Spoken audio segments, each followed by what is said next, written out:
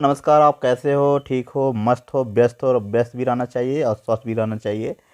आज की टॉपिक है मौर्य समाज के बारे में। चलिए चलते हैं और इसको स्टार्ट करते हैं और समझते भी चलते हैं। ठीक है, स्टार्ट करते हैं। देखिए, मौर्य वंश का संस्थापक है चंद्रगुप्त मौर्य। कौन है? चंद्रगुप्त मौर्य है। इसका जन्म होता है 345 ईसा पूर्व में हुआ। और एक खास बात बता दें इसमें कि जस्टिन चंद्रगुप्त मौर्य को जस्टिन ने क्या किया, एक बहुत अच्छी पॉइंट है ये।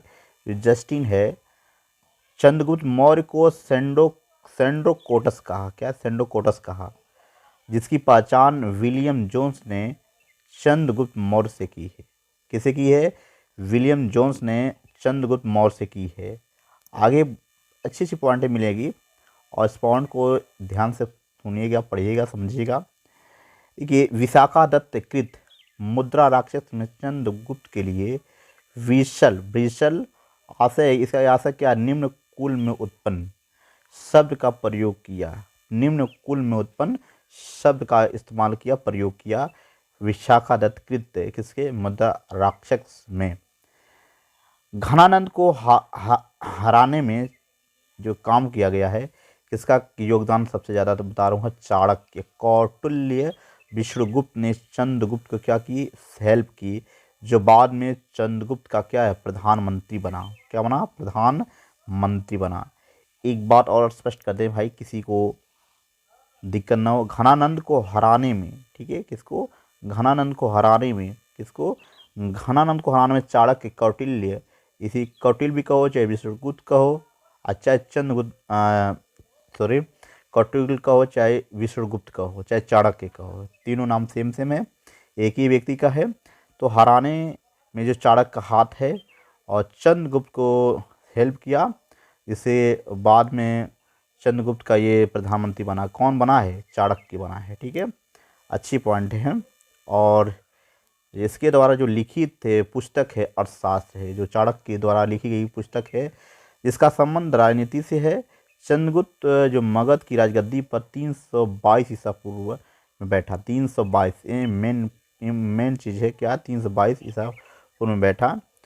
चंद्रगुप्त का जो है जैन धर्म का अनुयायी था। जैन धर्म का अनुयायी किसका? जैन धर्म का अनुयायी। चंद्रगुप्त ने अपना अंतिम समय कर्नाटक के श्रवणबेलगोला नामक स्थान पर, श्रवणबेलगोला में नामक स्थान है, वहाँ पर यह ग्रहण किया, स्थान ग्रहण किया। ठीक है, और अर्थशास्त्र जो है बता दें आपको कि कौटिल्य का अर्थशास्त्र मौर्य वंश की राज्य व्यवस्था की विस्तृत जानकारी देता है। यह 15 अधिकरणों में विभाजित है, जिसमें राज्य के 7 अंगों को वर्णन किया गया। 7 अंगों को वर्णन किया है। तो कौन कौन है ध्यान दीजिएगा। स्वामी को बोला जाता है राजा, आमद को बोला जाता है मंत्री, मित्र को मित्र, सेना, कोष, दुर्ग एवं जनपद। मित्र, सेना, कोष, दुर्ग एवं जनपद। इस ग्रंथ की तुलना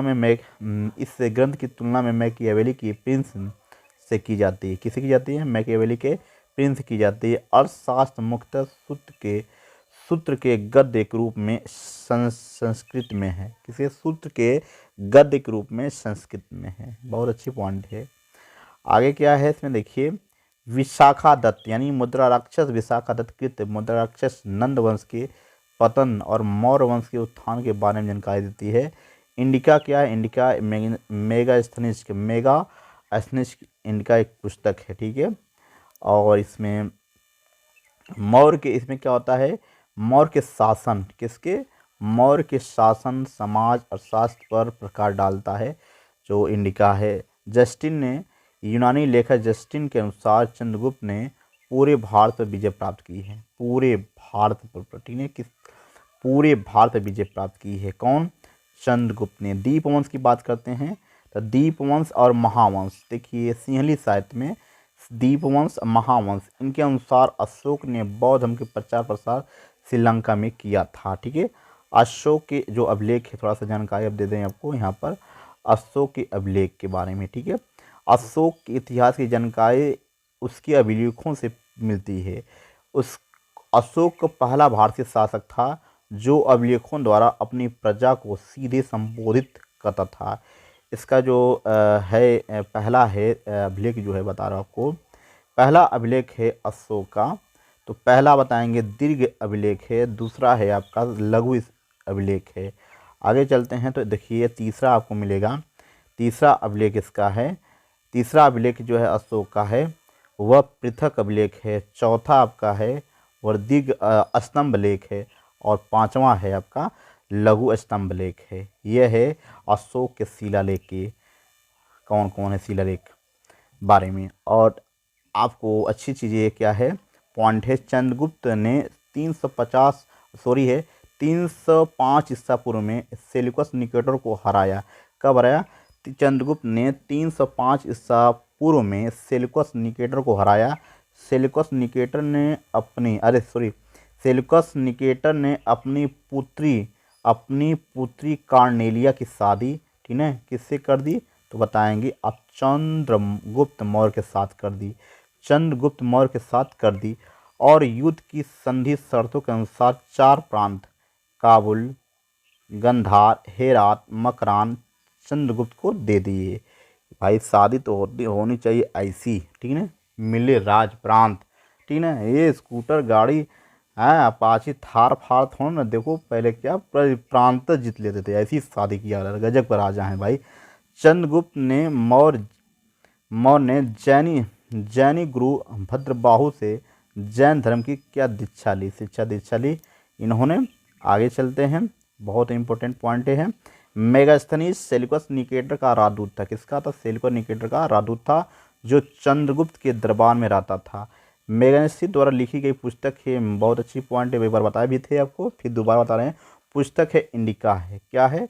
इंडिका है। और ये बहुत पॉइंट अच्छी है, क्या है? मेगास्थनीज के अनुसार सम्राट, ठीक है, जनता के सामने आने के अवसरों पर शोभा यात्रा के रूप में, शोभा यात्रा के यार तो भाई पूरा रैली वैली जश्न मनाते हैं, पूरा राज तिलक, जब कोई मुख्यमंत्री या प्रधानमंत्री बनते हैं भाई किसी भी देश के, उन्हें एक सोने की पालकी में बैठाया जाता है। अरे गजब, पालकी में ले जाता या बैठाया जाता था, इस तरह का गजब का उस समय का समय था। क्या गजब की बात है, इस समय भी है भैया, लेकिन भाई यहाँ पर कोई बम मार देगा तो भाई दिक्कत हो जाएगा, है ना।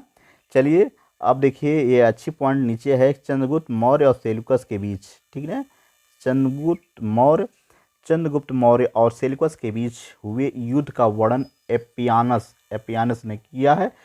प्लूटार्क के अनुसार चंद्रगुप्त ने सेल्यूकस को 500, इसके अनुसार प्लूटार्क के अनुसार 500 हाथी उपहार में दिए। भैया हाथियों मिल जा रही है, हाँ, यहाँ तो पाँव भी एक दुगनी 500 हाथी उपहार में दिए थे। प्लूटार्क के अनुसार चंद्रगुप्त की मृत्यु जो होती है 298 ईसा पूर्व में शरण बेल गोला में उपवास द्वारा हो गई। उपवास रखे थे भाई।